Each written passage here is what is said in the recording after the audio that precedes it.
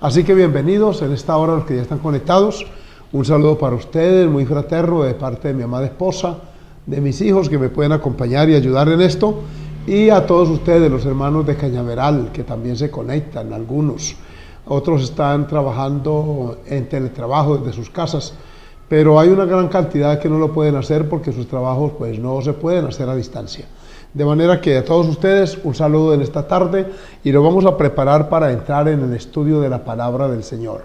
He venido comentando sobre familia como tal, basado en la Santa Escritura, y hoy quiero desarrollar un tema que lo he llamado reconstruyendo los lazos familiares. Esos vínculos que por X o Y causa se han roto, se pueden reconstruir, subsanar, para que la armonía vuelva a esa casa, a ese hogar. Y el texto que quiero citarles hoy, este es el último de Malaquías. Malaquías es el último profeta del Antiguo Testamento y no escribe mucho. Malaquías apenas contiene 4 capítulos, el último es corto, solo tiene 6 textos. Y entonces, el versículo 6, que es el último, fácil de encontrar, porque está inmediatamente anterior a San Mateo. Allí dice, y voy a leer todo el capítulo para contextualizar, y ubiquemos el versículo 1 y leemos la totalidad del capítulo. Porque aquí viene el día ardiente como un horno, y todos los soberbios y todos los que hacen maldad serán estopa aquel día que vendrá. Los abrazará, ha dicho Jehová de los ejércitos, y no les dejará ni raíz ni rama. Mas a vosotros los que teméis mi nombre nacerá el sol de justicia. Noten que aquí sol de justicia está con mayúscula. Importante que veamos eso porque no se está refiriendo al astro rey, al epicentro del sistema solar, no, es a otro sol, sol de justicia. Continuamos. Y en sus alas traerá salvación y saldréis y saltaréis como becerros de la manada. El 3 dice, hollaréis a los malos, los cuales serán ceniza bajo la planta de vuestros pies, en el día que yo actúe, ha dicho Jehová de los ejércitos. Acordaos de la ley de Moisés mi siervo, al cual encargué en Horeb ordenanzas y leyes para todo Israel. Y el 5, he aquí yo os envío el profeta Elías, antes que venga el día de Jehová grande y terrible. Oigan cómo termina. Él hará volver el corazón de los padres hacia los hijos y el corazón de los hijos hacia los padres, no sea que yo venga y hiera la tierra con maldición. Amén. Oramos a Dios, si le es fácil, si se le facilita, o haga un pequeño esfuerzo y únase conmigo en oración por tantas familias que tienen los puentes rotos. Los vínculos entre ellos están fragmentados, hechos pedazos. Incluso hay familiares que no se hablan, no se comunican. Algunos hasta han llegado a borrarlo, a sacarlo, a bloquearlo de la red social, de esto. Sea como fuera el medio de comunicación que usaron, está roto. Y Dios quiere en esta tarde, los que tenemos este vínculo, fortalecerlo. Y quienes lo han roto, que se reconstruya en el nombre del Señor. Padre nuestro y Dios eterno, muchas gracias, porque una vez más me regalas la bendición y oportunidad de usar este medio para ser de bendición a tantas vidas que lo necesitan. Te agradezco por aquellos que nos han pedido oración y los hemos presentado en tu presencia, por aquellas vidas que también motivadas por estas enseñanzas han tenido a bien llamarnos para pedir alguna consejería que les sea de utilidad en el enredo, en el problema, en la circunstancia o conflicto que tienen. Ayúdalos también a ellos y dame a mí y a mi esposa la sabiduría para dar un consejo oportuno basado en tu palabra que contribuya al bienestar, a reconstruir aquellos vínculos que tal vez el enemigo por alguna de las tantas formas que usa haya afectado y haya hecho daño. Te ruego entonces tu bendición, tu gracia y que el programa de hoy sea de mucho provecho para tantas vidas que nos acompañan y nos siguen. En el nombre de Jesús. Amén y amén. Gloria al Señor.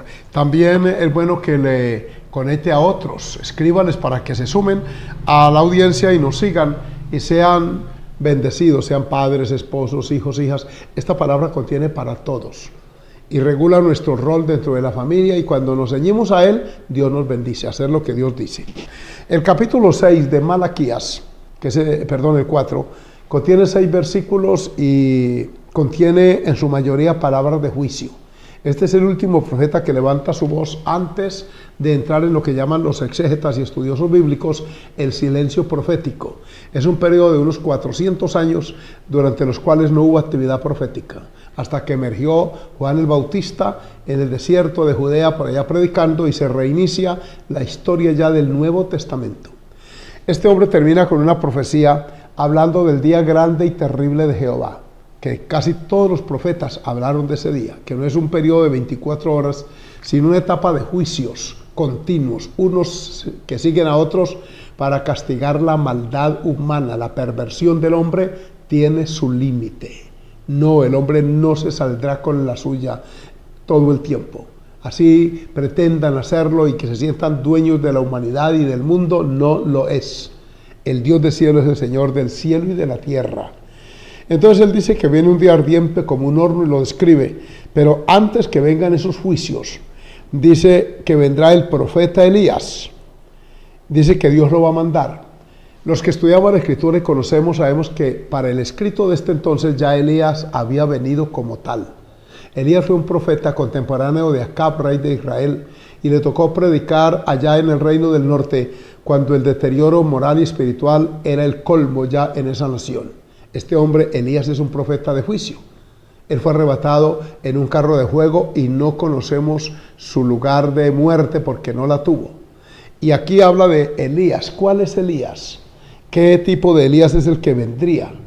¿Por qué menciona aquí yo envío al profeta Elías y lo manda con un ministerio específico y claro, muy definido? Escúchenlo.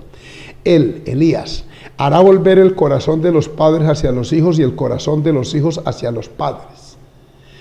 Da a entender aquí que la función de este profeta, que es del cual Elías es un prototipo, sería entonces volver el corazón de los hijos hacia los padres. Si comparamos esta profecía con el ministerio de Jesús, es Jesucristo el Señor el que iba a venir y vino. Y entre otras cosas en su ministerio, él vino a predicar el año agradable, a sanar a los enfermos, a restaurar a los descarriados. El ministerio de Jesús fue polifacético, lleno de bendición para la humanidad, a bregar con nuestro pecado, con nuestra iniquidad y a enderezar nuestro camino. Lo ha hecho con millones a lo largo de la historia de los habitantes de la tierra. Pues bien, otro de los aspectos, y yo quiero tocar esta tarde, que Jesús iba a venir a resolver, a traer solución, es al conflicto familiar. Se encontraría en la época anterior a su venida una circunstancia particular de una cantidad de conflictos de tipo familiar que afectarían las relaciones familiares. Hijos contra padres, padres contra hijos. Se distanciarían sus corazones y el Señor vendría a unificarlos. Eso se llama reconstruir los puentes que fueron rotos. La familia fue diseñada para mantener en armonía, en coherencia, para que de generación en generación se practiquen valores como la justicia, la veracidad, el amor, la comprensión, la honestidad. Todos los valores están diseñados para ser empezados a practicar o iniciados en el núcleo familiar. Cuando esos valores no se practican, Dios no está, o a la inversa, cuando Dios no está, no hay valores en una familia, sin Él no los hay. Y quiero que vayamos a la Escritura porque tenemos ejemplos, por supuesto que los hay, de familias que fueron afectadas. Y vamos a estudiar un poquito estos tres casos, en la familia de Esaú y de Jacob, allá en el Antiguo Testamento, en Génesis más exactamente, en el capítulo 27, veamos una familia que tuvo crisis. Ya leí estos días que la de Adán y Eva tuvo crisis, también la de Noé, también la de Abraham, y es que la crisis es como parte de la cotidianeidad. Nadie podemos decir que estamos exentos. Lo que tenemos que saber es cómo manejarlas. Y de eso se trata estas enseñanzas, cómo llegar a acuerdos para que la crisis no degenere en violencia intrafamiliar, sea esta verbal o física o psicológica. No queremos eso. En el capítulo 27 del libro de Génesis, entonces, dice aquí, aconteció que cuando Isaac, 27:1, envejeció y sus ojos se oscurecieron, quedando sin vista, llamó a Esaú su hijo mayor y le dijo: hijo mío, y él respondió: heme aquí. Ahí está en pantalla el texto, a quienes les gusta seguirnos a través de ello. Y él le dijo: heme aquí. Y le dijo: yo ya soy viejo y no sé el día de mi muerte. Así enfrentaban los patriarcas la muerte. Toma pues ahora tus armas, tu aljaba y tu arco, y sal al campo y tráeme caza. Porque él sabía que su hijo era inclinado a la cacería y a esto. Entonces, y hazme un guisado como a mí me gusta, y tráemelo y comeré, para que yo te bendiga antes que muera. Y dice, y Rebeca estaba oyendo cuando hablaba a Esaú su hijo, y se fue Esaú al campo para buscar la caza que había de traer. Entonces Rebeca habló a Jacob su hijo diciendo, he aquí yo he oído a tu padre que hablaba con Esaú tu hermano, diciendo, ella escuchó bien, tráeme caza y hazme un guisado para que coma y te bendiga en presencia de Jehová antes que yo muera. Ahora pues, hijo, obedece a mi voz en lo que te mando. Oigan lo que le manda Rebeca a su hijo Jacob. Ve ahora al ganado y tráeme de allí 2 buenos cabritos de las cabras y haré de ellos viandas para tu padre como a él le gusta. Y tú las llevarás a tu padre y comerá para que él te bendiga antes de su muerte. Y Jacob dijo a Rebeca, su madre, he aquí, Esaú mi hermano es hombre velloso y yo lampiño. Quizá me palpará mi padre y me tendrá por burlador y traeré sobre mí maldición y no bendición. 13. Y su madre respondió y le dijo, hijo mío, sea sobre mí tu maldición. Uy, qué palabras tan atrevidas de Rebeca. Solamente obedece a mi voz y ve y tráemelos. Hasta aquí. De pronto comentaremos el resto del capítulo porque es extenso, se los dejo de tarea. Si quieren ustedes estudiar la escritura, sacarle provecho, lea historias bíblicas estos días, crezca, aliméntese, nútrase y usted va a ver cómo entiende la palabra y cómo estas lecciones también nos edifican a nosotros. Entremos al hogar de Isaac, ya abuelo, tiene sus 2 hijos, a Esaú y Jacob, y entra en la etapa ya senil, se enferma, se le oscurecen los ojos, pierde la visión. Entonces él llama a su hijo Esaú, porque recordemos que en esa casa había una parcialidad, porque tengo por aquí anotado esa situación que se había dado en el capítulo 25, para que vayamos contextualizando la historia. En el versículo, ya les digo cuál, bendito sea el nombre del Señor, está en el versículo 27 y 28, dice lo siguiente para que usted se arme una idea de lo que pasó aquí. Y crecieron los niños, hablando de Esaú y de Jacob.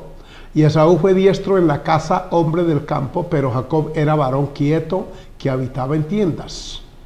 Y amó Isaac a Esaú porque comía de su casa, mas Rebeca amaba a Jacob. He aquí el origen de este conflicto que se está gestando ya en esa casa.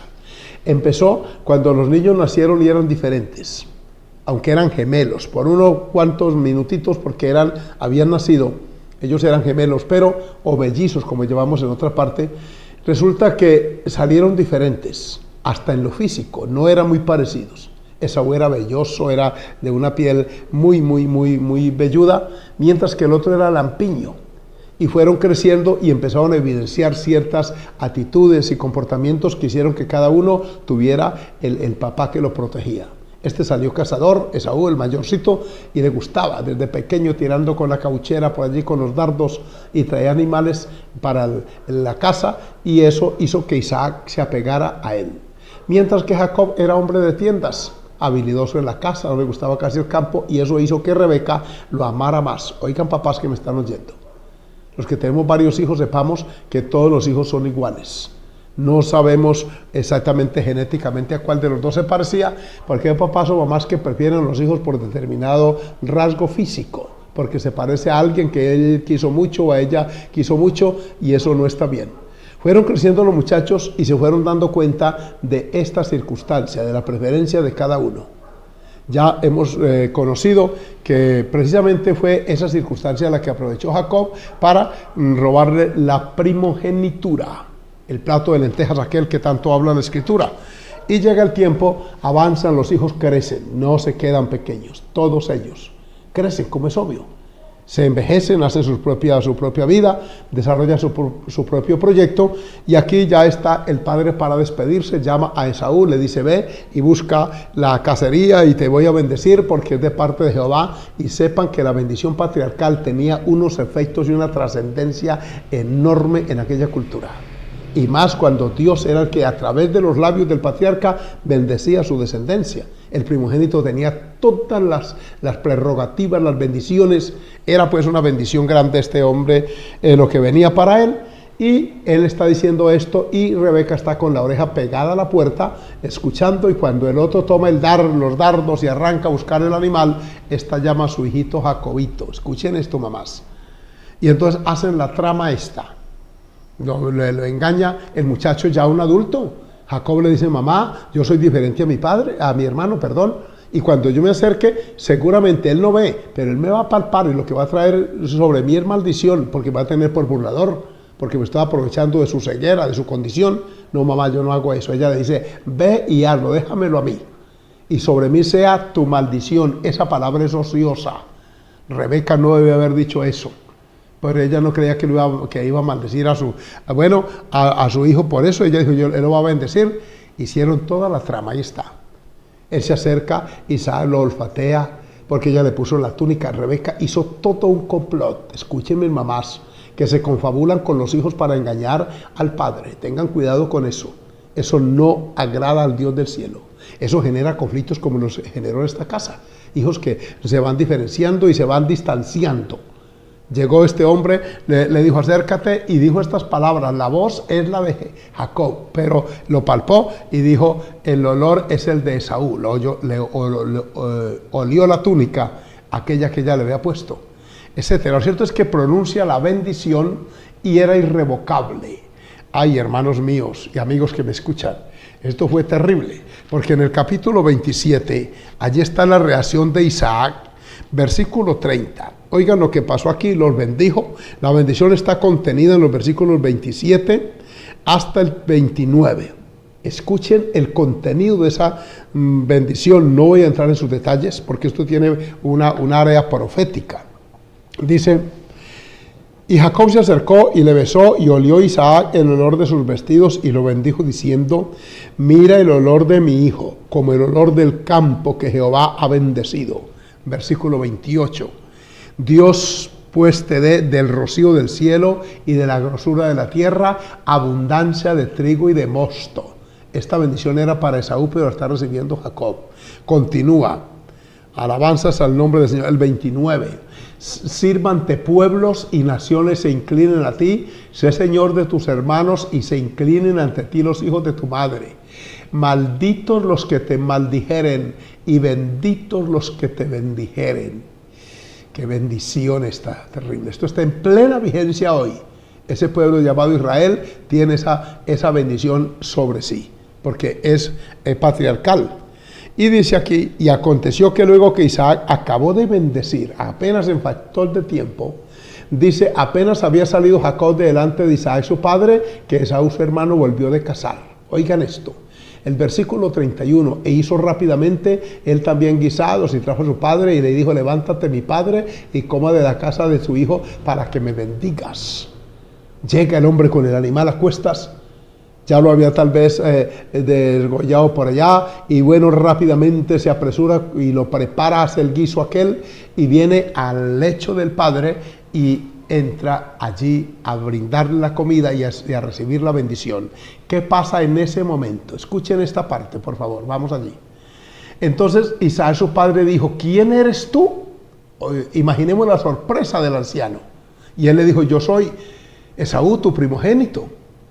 Oiga, cuando él le respondió: ¿quién eres tú? Porque él oyó la voz. Él estaba tal vez dudando un poquito, porque aunque estaba ciego, sus oídos estaban normales.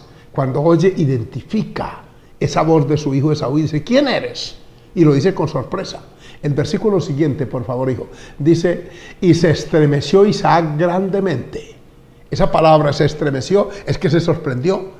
Ahí tirado en el lecho, enfermo, ciego, pero ¿qué fue lo que yo hice? Este que acaba de llegar es el genuino Esaú. Este es. ¿Qué pasó aquí? ¿Quién es? ¿Qué fue lo que sucedió? Se estremeció. ¿Quién vino aquí que trajo casa y me dio? Oigan bien: y comí de todo antes que tú vinieses.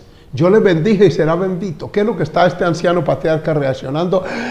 Bendije al que no era. Ay, Dios mío, y solamente tengo una sola bendición. Miren la continuación de este relato, qué cosa tan bonita en cierta manera como historia, pero tan aleccionadora. Cuando Esaú oyó las palabras de su padre, clamó con una muy grande y muy amarga exclamación, y le dijo: bendíceme también a mí, padre mío. Esaú ya era un hombre hecho y derecho, un hombre de 20 y tantos años, con tal conciencia del significado de la bendición, y acababa de perderla. Y exclama, sale de adentro de su corazón una exclamación profunda y amarga, dice la Escritura, y le pide: por favor, bendíceme también a mí, padre mío.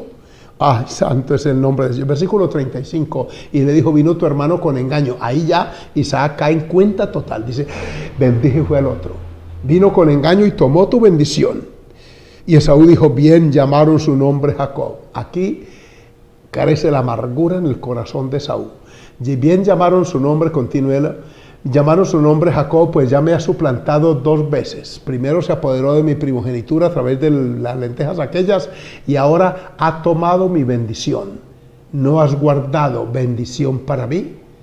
Es en el momento en que Esaú valora aquello que acaba de perder por fracción de tiempo. Entonces le dice el padre de la manera que sigue. Veamos esto. Isaac le dijo: he aquí, yo le he puesto por señor tuyo y le he dado por siervos a todos tus hermanos, de trigo y de vino le he provisto. ¿Qué pues te haré a ti ahora, hijo mío? Te amo, pero todo lo que tenía para bendecir ya se lo entregué a tu hermano, aunque vino con engaño. Miremos la reacción de Esaú ahora en esa otra parte. Él ya dice: ya me he engañado 2 veces. Y Esaú respondió a su padre: ¿no tienes más que una sola bendición, padre mío? Bendíceme también a mí, padre mío. Oigamos, veamos la escena. Es un hombre que está desesperado por la bendición. Se le olvida el plato, allí está servido. El padre no está comiendo. A él se le va todo de la mente. Todo lo que él quiere es la bendición, porque ahora es que entiende la importancia de ella. Qué lección tan importante, hermano. Ustedes que han despreciado la bendición paterna, hijos que me oyen, recuerden que hay un momento en que se puede heredar y obtener, y de pronto no se da la oportunidad futura. Por eso aprovechen ahora. ¿Qué más dice el texto? Dice: y alzó Esaú su voz y lloró. O sea, no fue un llanto de lagrimitas nomás, fue audible. Alzó su voz llorando. Pero él aquí pronuncia una sentencia. Veámosla.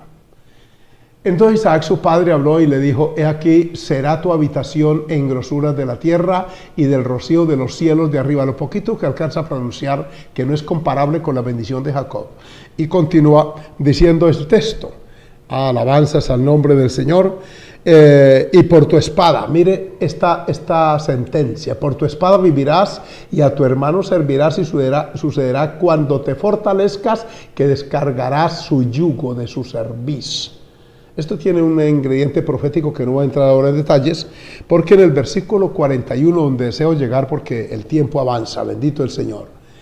Y aborreció Esaú a Jacob por la bendición con que su padre le había bendecido, y dijo en su corazón: llegarán los días del luto de mi padre, y yo mataré a mi hermano Jacob.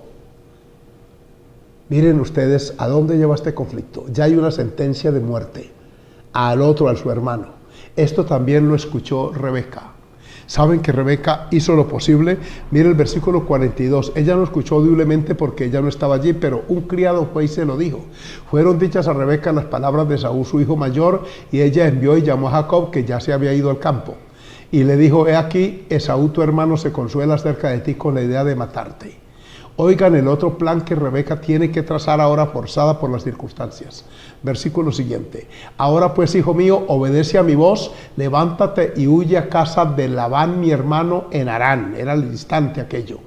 Y entonces, y mora con él algunos días hasta que el enojo de tu hermano se mitigue. Ella entiende el enojo, la ira del otro, y le dice algunos días hasta que pase el enojo. Resulta que si ustedes toman la escritura, usted descubrirá que ese enojo no pasó tan fácilmente. Y yo he estado escudriñando la escritura y he descubierto que ella quería volver a traer a su hijo Jacob, y saben ustedes, hermanas, que no alcanzó a traerlo. No, Rebeca murió antes de eso y dejó sus hermanos enemistados. Ella no alcanzó a ver la reconciliación entre ellos. Ella sembró mentira, engaño, fraude, confabulación y no tuvo el tiempo, la bendición de verlos reconciliados. Lo que sí tuvo fue el dolor de haber tenido que empacarle a sus hijos las cositas pocas pertenencias y decirle: vete a casa de Labán, mi hermano. Cuando tu hermano se mitigue en su ira, te volveré a traer. Eso duró unos 23 años, esa enemistad. Si vamos a ver qué la produjo, fue eso: la codicia, el deseo de tenerlo de otro, lo que a muchas familias las distancia, por una herencia, porque uno es más astuto que el otro y engaña a los viejitos en la etapa final de su vida para que firmen aquí o tal, y todas esas trampas. Familia que me oyen, tarde o temprano pasan facturas, distancian, afectan. Eso que usted cree que es valioso no lo es. Lo valioso entre nosotros como familia es el afecto, la sinceridad, la observancia de los valores. Lo que vale para nosotros es esa hermandad, ese abrazo sincero, genuino, ese aprecio, es lo que vale. Una herencia se la pueden quedar hasta los abogados, o uno puede morir y no disfrutarla. Qué triste. Pero ese materialismo ha distanciado a muchas familias. Y aquí tenemos a una mamá que fue parte de esa confabulación y que ahora tiene que oír a un hijo que amenaza al otro. Y no la amenaza de una riña juvenil, de niños que suelen darse en la casa, sino de muerte, porque ya eran adultos. Las riñas de pequeñitos son normales. Ellos pelean por el juguetito, por esto, pero cuando ya crecen ya no se pelea por eso, ya van por causas mayores.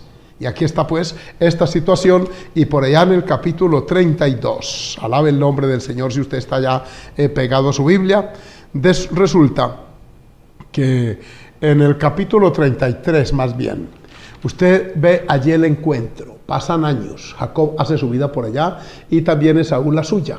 Pasan los años, las décadas, muere Rebeca, muere Isaac y ya quedan ellos totalmente independientes, y Jacob con el temor. Porque por aquí, en el capítulo 32, yo me encuentro a Jacob orando en angustia. Miren lo que le dicen, porque por acá le comentan a él, en el versículo 6, por favor, hijo, 32:6. Oigan que se va dando una oportunidad, y es que Esaú viene al encuentro de Jacob después de muchos años. Génesis 32:6 dice en qué condiciones venía. Y los mensajeros volvieron a Jacob diciendo: vinimos a tu hermano Esaú y él también viene a recibirte. Y oigan esta advertencia: y 400 hombres con él. El hombre se había hecho de riquezas, tenía criados. Esos 400 hombres eran guerreros, eran gente que protegía sus bienes, eran generalmente hombres entrenados para la guerra, eran las escoltas, llamémoslo así, la protección de los bienes y de las personas de Esaú. Y entonces Jacob, el versículo 7, dice: entonces Jacob tuvo gran temor y se angustió. Mírenlo ahí. Jacob tuvo gran temor y se angustió, y distribuyó al pueblo que tenía consigo las ovejas, las vacas, los camellos en 2 campamentos. ¿Qué produjo el temor de Jacob y la angustia? Los recuerdos de aquel puente roto, de aquel vínculo que había estropeado por las mentiras, de aquella forma como obtuvo la bendición de una manera fraudulenta. Ya se había apoderado de la misma forma, usando el mismo método de la trampa de la primogenitura, y ahora le quita lo último que le significaba a Esaú, era la bendición. Ahora siente temor, porque el que la debe la teme. Por eso es que hay que venir a Cristo a tiempo. En el versículo 11, por favor, avanzamos allá. 32:11. Miren lo que le pide Jacob al Dios del cielo. En una angustia, en momento de desesperación, él siente la necesidad de arreglar esa situación con su hermano Esaú. Y dice: líbrame ahora de la mano de mi hermano, de la mano de Esaú, porque le temo. No venga acaso y me hiera la madre con los hijos. Ese temor de Jacob no era infundado. Él sabía en su mente, en su conciencia, que había faltado a la ética, a la honestidad, que había obtenido la bendición, pero de una manera fraudulenta. Todo lo que uno haga mal, allá se alberga en la mente, y eso no se borra. No hay terapia que la quite. No lo hay, excepto la bendición del Dios del cielo y el poder de su gracia. Así que esa noche el hombre pasa clamando al Dios del cielo, orando, distribuye sus mujeres, sus hijos, estaban pequeños todavía, esa cantidad de niñitos, apenas tenía una sola hija, como hemos visto estos días. Toda esta historia es muy linda y es muy edificante. y aclara ese día, óigame bien, cuando tenían que encontrarse. La noche anterior al encuentro de Esaú y de Jacob fue una noche de oración de Jacob, y cuando se ora, Dios prepara nuestros corazones para el encuentro, para reconstruir los vínculos rotos, para pedirle perdón a ese ser querido, a esa mujer ofendida, a ese esposo ofendido, para declarar y confesar esa iniquidad que estaba guardada en el corazón y en secreto. Entonces, alzando Jacob sus ojos, versículo 1 del 33, por favor, hijo, vamos allí, dice de la manera que sigue, ya el encuentro era eminente, ya era ese día. Y él mira, dice, alzando, miró, y aquí venía Esaú, y en efecto, los 400 hombres con él. ¿Cómo se dio la sorpresa de Jacob?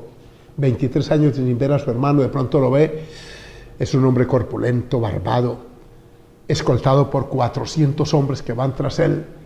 Este hombre Jacob entra en una angustia, pero miren cómo actúa.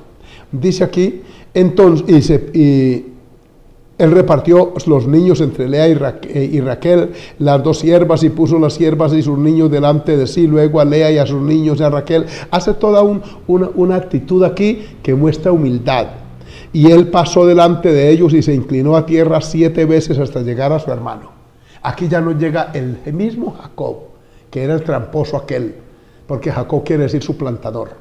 Ahora este Israel, que le acaban de poner el nombre, porque Israel es príncipe, amén, es padre de naciones también. Este hombre ahora es otro. Ese encuentro con Dios esa noche anterior preparó su corazón. Es que los años nos enseñan, amados míos. Con los años no se juega, eso pasa y pasa, y usted llega al momento cuando ya se le van las fuerzas, ya tiene que depender. Usted que se las da todavía de jovencito y de elegante, que irrespeta a su esposa, a sus hijos, que hace como quiera, porque usted dice que tiene fuerzas y que tiene vigor y que tiene energía. Le quiero decir que no siempre es así. Bendito el nombre del Señor. Llega el momento cuando empieza a faltarle. Y ahora tenemos a un Jacob diferente aquí, inclinándose una y otra vez, y es cuando Esaú lo observa. Se miran mutuamente. Por supuesto, han cambiado mucho. En 20 y tantos años el aspecto físico también cambia. Así que, alabado sea el Señor. Esaú corrió a su encuentro. Esa palabra corrió quiero que la subrayen, porque Esaú está pensando en la última vez que vio a su hermano, que era un jovencito allá en la casa de su padre cuando los dos vivían, los dos abuelos. Y aquí Esaú ve que ya es otro. Y no es otra cosa que la intervención de Dios la noche anterior, cuando Jacob pasó clamando. Dios trató con Esaú allá en su distancia. En lo que este hombre ve ahora lo conmueve, y en vez de correr Jacob, que era en este caso el victimario, quien corre es la víctima, que era Esaú. Y dice, corrió a su encuentro y le abrazó. Abrazar es rodear con los brazos. Y a su encuentro y le abrazó y se echó sobre su cuello. Y le besó, que es una costumbre muy oriental. Y aquí, bendito sea el Señor, lloraron. El lenguaje de las lágrimas es el lenguaje más sano y puro, cuando son sinceras, por supuesto, auténticas. No hubo muchas explicaciones, no hubo disculpas, bastaba con el llanto. Los dos hermanos se abrazan y sus corazones palpitan de emotividad, de gozo, y allí hay perdón, hay sanidad interior. Allí hay reconciliación, todo lo bueno que Dios hace cuando llega a nuestros corazones. Por eso uno de los puntos que yo tengo aquí como enemigos del hogar cristiano es la ausencia de Dios, y a la inversa, la influencia divina. La presencia de Dios en las familias es determinante para borrar esta y cualquier circunstancia adversa que se haya presentado. Hubo sanidad y aquí la dejamos. Porque que el tiempo avance, yo quiero que veamos por lo menos otro ejemplo, alabado sea el Señor, y es el de Jacob y sus hijos. Esta historia continúa, porque es que Jacob mintió, y cuando uno miente, eso cosecha. Esta historia de Génesis, yo se la recomiendo, léala ojalá solos. Aproveche estos días y enciérrese y lea despacio, o a la forma como usted lea, pero vaya captando el contenido y viviendo en su mente, en su imaginación, estos episodios. Él de todas maneras se reconcilia con su hermano, sigue su vida por aparte, crecen sus hijos, viene una hambruna terrible allá, pero él empieza a notar que en su casa también hay circunstancias adversas, que su hijo menorcito, que también era el niño querido llamado José, porque eso se fue repitiendo también en él. Resulta que él lo quiere, le tiene la túnica aquella, y eso siembra antipatía entre sus hermanos, y José va creciendo en un ambiente de antagonismo, de luchas intestinas allí en esa casa, de envidias, de amarguras, y resulta que hacen la trama esa, venden a José para Egipto, y ocurre, óigame bien, que le mienten a su padre Jacob. Cuando usted como padre miente, espere que sus hijos también lo hagan. Es que es una cosa como genética, eso de maldición o bendición de generación en generación viene. Si usted es un padre honesto, un hombre temeroso de Dios, sus hijos lo serán, se lo digo en el nombre del Señor. Si usted es una mamá de principios, de dignidad, de temor de Dios, sus hijas lo serán. Si usted es un hombre hipócrita, que ahí está encerrado porque le toca, porque los policías le hacen un comparendo, pero que está en amargura y está esperando para escaparse furtivamente a pecar, recuerde que si usted vive un tiempo, se enterará de esa conducta de sus hijos, o le traerán dolor. Y lo peor, no tendrá autoridad moral para corregirlo y decirle por qué no respeta a su esposa. ¿Cómo le va a pedir usted eso si usted no lo hizo? Y cuando mienten los negocios, cuando su hijo sabe que usted está vendiendo un producto excesivamente costoso, cuando él sabe que no fue así. Hermanos, todos los detallitos, eso es la ausencia de Dios. Cuando Dios está, nuestros principios deben ceñirse a la palabra. Le mintieron los hijos de Jacob, vendieron al joven, picaron, mataron un animal, untaron la túnica aquella, la rompieron, la untaron de sangre y fueron y se la presentaron. Mira lo que quedó de tu hijo. Y Jacob examinó y dijo, una fiesta desgarró, desbarató, despedazó a mi hijo, y entra en un dolor, en una angustia. Pasaron años y él volvía a su mente. Los años siguen, hermanos. Por eso miren lo que hicieron estos hijos de Jacob. Capítulo 37. Sea bendito el nombre del Señor. Aquí encontramos que venden a José y pasan los años, siguen pasando. Tenía 17 años, el versículo lo dice. Habitó Jacob en la tierra de donde había morado su padre, en la tierra de Canaán, 37:1. Esta es la historia de la familia de Jacob, José siendo de edad de 17 años, era un adolescente, estaba haciendo tránsito a la juventud, y es ahí cuando se da el episodio de la venta, y lo mandan para Egipto como esclavo allá. Pues aquí está este muchacho vendido, y sigue pasando los años. Allá pasó, escuchen bien esto y haga la cuenta en la escritura, y verá que este hombre pasó bastantes años, unos 13 años por allá. Luego los otros 7 años del hambre que hubo en Egipto, de manera que cuando ellos vuelven a ver a José, José ya tiene 30, déjenme hacer la cuenta, 13 más 7, son 20, ¿sí? 20 años después, tenía 37 años, casi 40 ya, cuando lo vuelven a ver sus hermanos, y esa situación, cuando él se da a conocer a ellos. Esta es lo que les voy a leer aquí en el capítulo, ya se los leo, en el capítulo 43, alabado el nombre del Señor. Este es el capítulo donde José regresa con Benjamín. En el 45, José se da a conocer a sus hermanos. 45:1, por favor, hijo, vamos ahí. Y dice, no podía ya José contenerse delante de todos los que estaban al lado suyo, y clamó, haced salir de mi presencia a todos. Y no podía, y no quedó nadie con él al darse José a conocer a sus hermanos. Es un momento muy emotivo, cuando ya él los descubre, los analiza. Ellos no lo conocían. La última vez que lo vieron estaba vestidito con la túnica, aquella cara de niño bonito, porque era de cierto atractivo físico.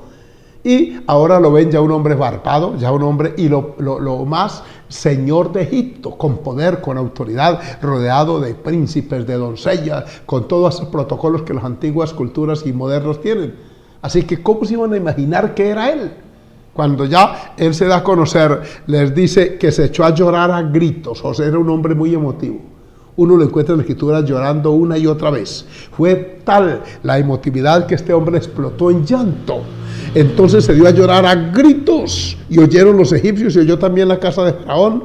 Y oigan el versículo 3, y dijo José a sus hermanos, yo soy José.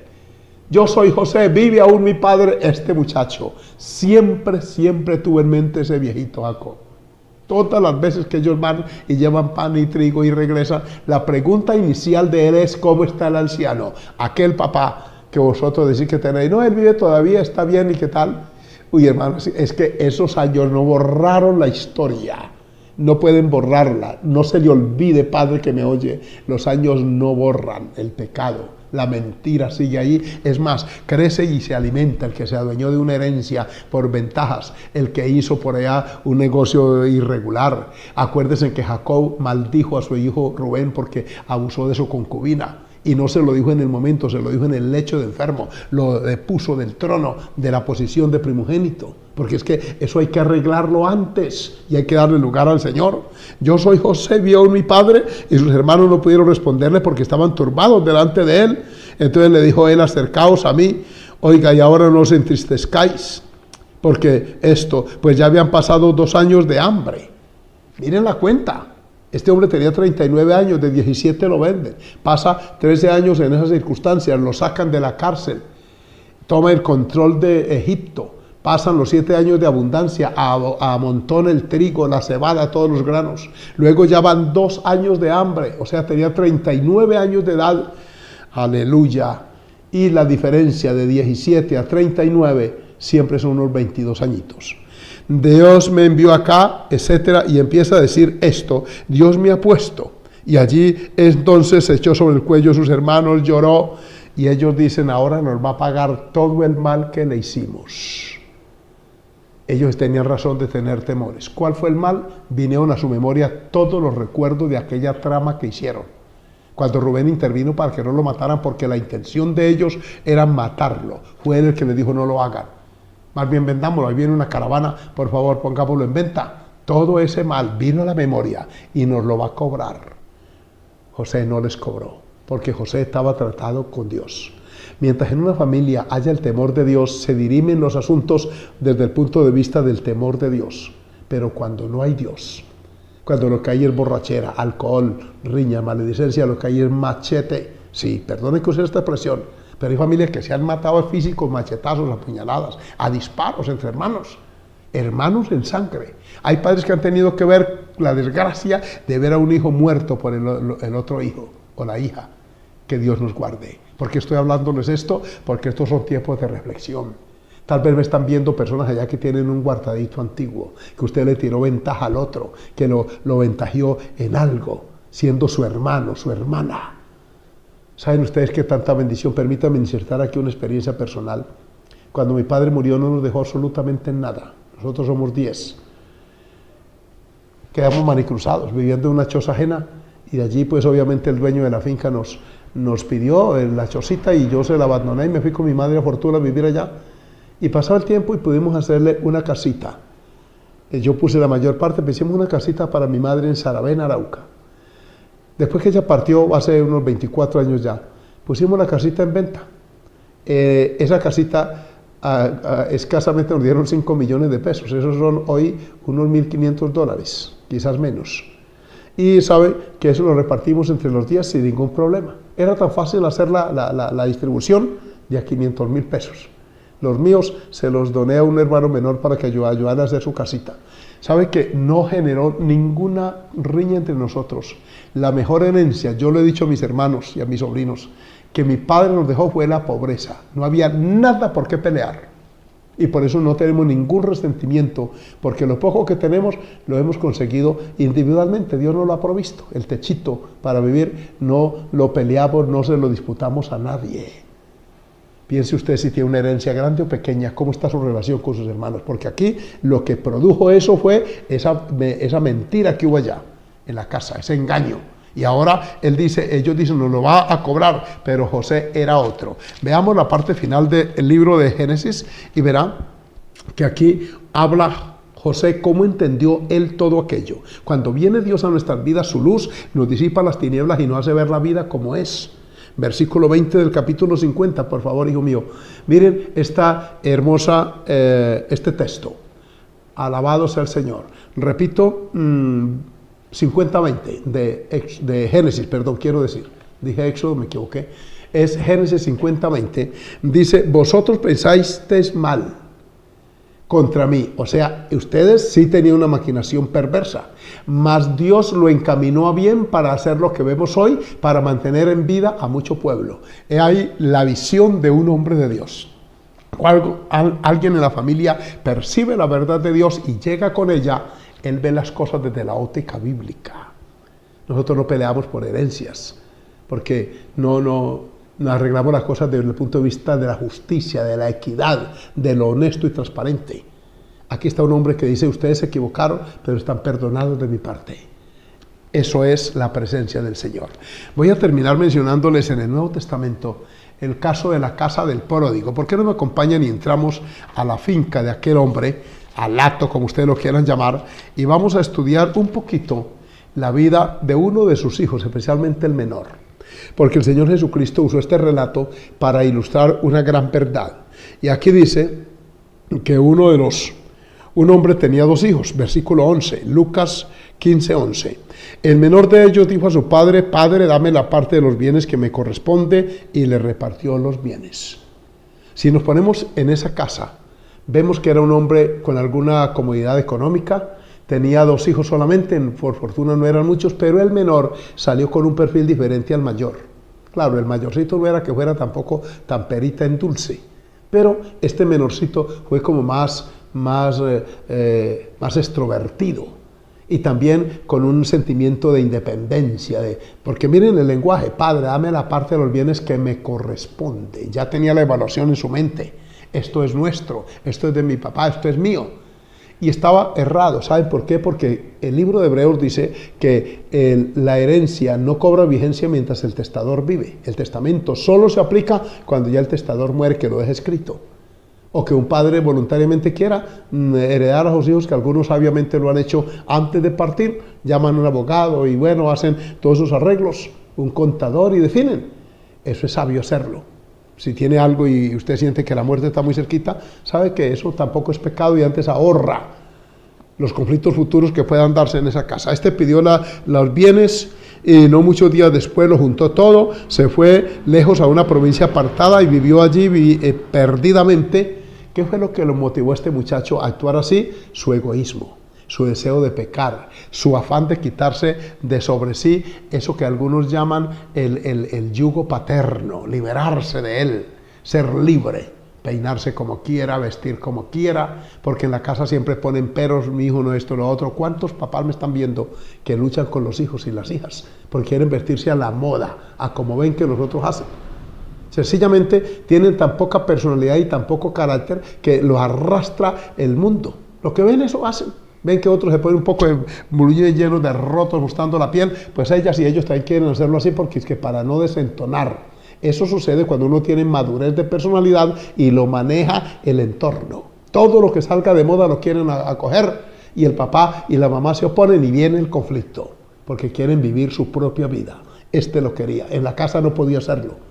Ahí no podía disponer de los bienes, hacer con ellos lo que bien le parecía, así que los reclama y eso genera conflictos. ¿Qué tipo de conflictos? Dolor en los padres, angustia, preocupación, etc. Se va, vive perdidamente el hombre, se ausenta de la casa, deja ese vacío, queda el hijo mayor apenas y el hijo menorcito se va, vive perdidamente y eso causa dolor y angustia. Cuando un hijo se va en estas condiciones, generalmente sucede que le va a ir mal porque va con la maldición encima. Porque acuérdense, muchachos, que la Biblia dice que hay que honrar a padre y madre. Y si usted no los honra, no espere. Así se reviente trabajando, que le vaya bien, porque es que tiene una maldición encima. Miren estos tipos desordenados. Un hijo aquí, otro hijo allá, una demanda por alimentos allí, una hija con un hijo recogido por allá, otro por allá. Acuérdese y verá que ustedes fueron rebeldes. Sí, señor. Y eso hizo que la maldición viniera. Cuando usted honra a padre y madre y sale por la puerta y su papá lo despide un día a su mamá en un altar con una esposa, usted va con la bendición del Dios del cielo.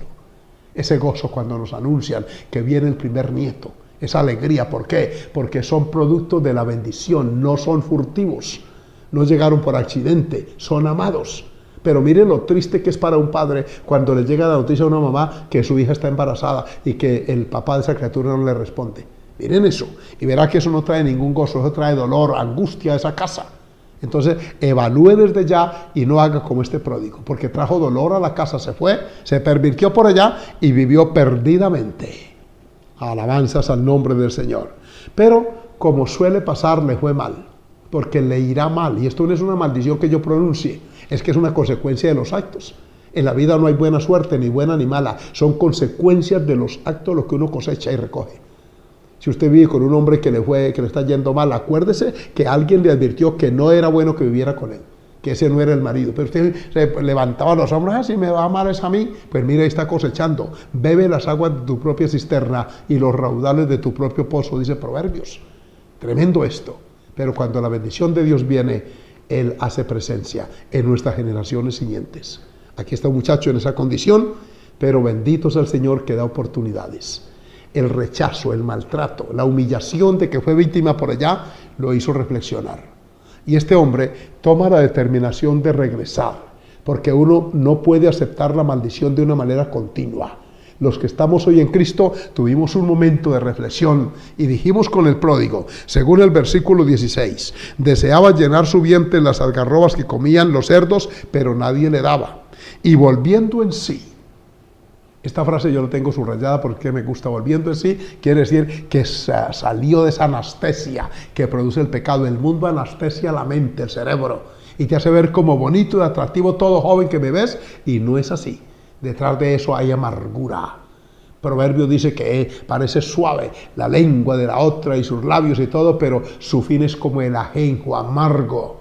Y ustedes saben, algunos que de pronto lo tienen demandado por existencia alimentaria. Ahí están llegándole al WhatsApp, en los correos, pidiendo, envíenlo el niño, mire qué pasa con usted. Por eso a veces cuando ve el número de ella, ya hasta la bloquea porque ya no quiere. Como antes sí, no ha llevado sino pecado ahí y ahora no quiere oír ni siquiera la voz de esa mujer. ¿Se acuerda cuando su mamá le decía y su papá, mi hijo, esa muchacha no le sirve, mire que es callejera?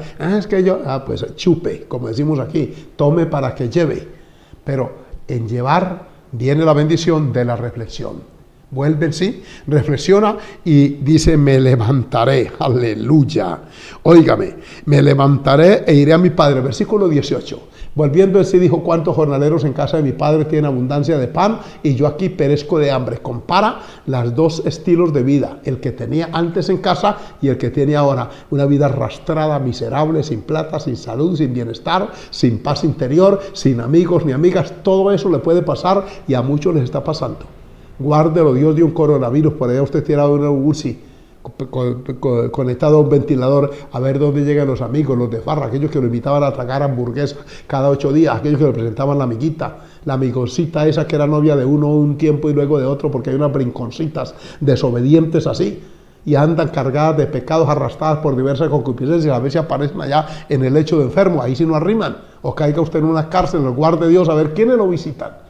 ¿Quiénes son los que vamos a la cárcel? Los cristianos y la familia cercana, la mamá o el papá o de pronto una hermanita que lo quiere mucho. Los demás brillan por su ausencia. Ese es el mundo de pecado. De él hay que salir como este.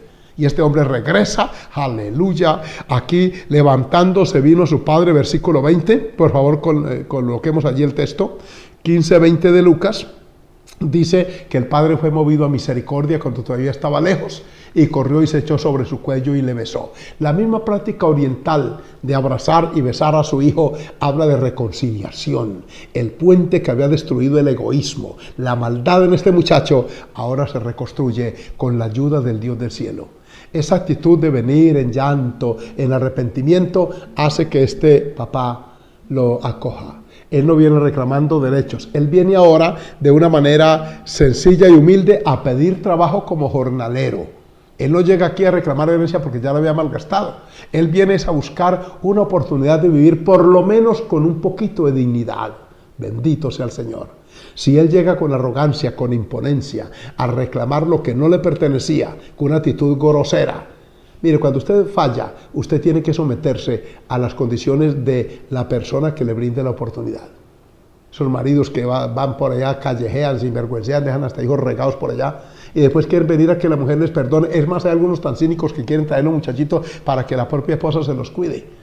No, hermanito, usted perdió privilegios. Su conducta hace que afecte a la familia y entonces los privilegios se pierden. Los privilegios hay que conservarlos con la conducta para poder mantenerlos y disfrutarlos.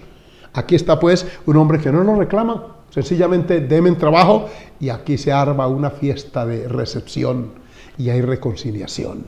Porque él no solo lo piensa, lo pronuncia el pródigo. He pecado contra el cielo y contra ti y ya no soy digno.